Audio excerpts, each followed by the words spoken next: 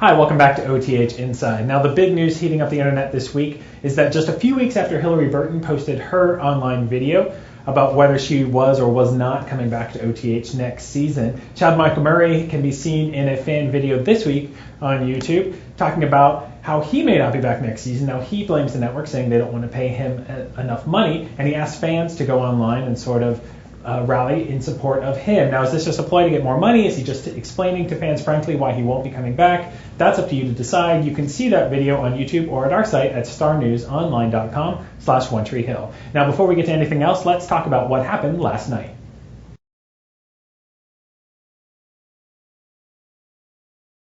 Well, there were a lot of farewells on One Tree Hill last night. Lucas said goodbye to his movie and to guest star James Van Der Beek.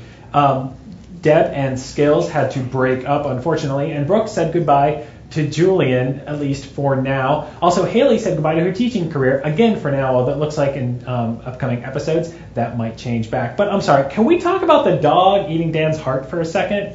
Now, come on, this is a show that had an axe-wielding nanny chasing people through a cornfield. We're used to out-of-control behavior on this show, but if you missed last night, here's sort of the setup. Dan had gotten, his pager had gone off saying that he was in line to get a new heart. He showed up at the hospital. He's sitting in the waiting room. Then in walks this stoner who says that his dog had eaten his stash of drugs and he had brought his dog into the hospital to see if they could help. And the receptionist told him to take a seat and that she would call a veterinarian. Dan's petting the dog. In rush the paramedics carrying a cooler with Dan's heart in it. They trip over the leash.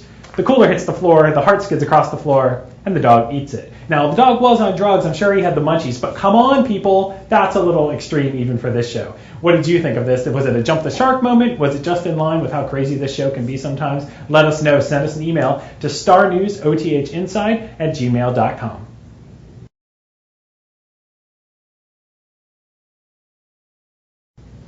While preparing video for OTH Inside, we run across fans from all over the world who come to Wilmington on the chance that they might meet or at least see some of the stars from One Tree Hill. Well, Tina Sorensen from Norway will win the prize, if there were any, for most distant fans so far. So what's on the mind of a Norwegian One Tree Hill fan? Well, we asked her while she was watching filming at Clothes Over Bros downtown, and here's what she had to say. So you're from Norway? Yes. How did you find out about Wilmington and One Tree Hill filming?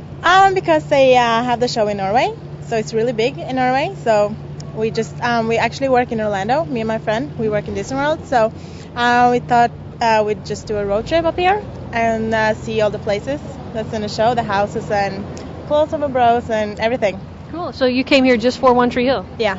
Great. And what do you do at Disneyland, Disney World? Epcot, the Norway Pavilion. Okay. Great. Yeah. So what do you think about Wilmington so far, the city? Oh, I love it. It's really, really nice and it's cozy, and I would just love it. It's really, really nice. How much filming have you been able to see so far? We saw Jamie's school yesterday a little bit, and then we went to the basketball court and saw Nathan and Jamie and Skills. Okay. So now we're gonna stay here. Did you get to talk to any of those guys? We just looked at them. Nathan came over and Skills and Jamie too. Oh, cool. And Yeah. they're pretty approachable? Oh yeah, very. I was positively surprised because they were really nice and took pictures and Okay, great. Hey, that's all the time we have for this week. Come back next Tuesday for OTH Inside.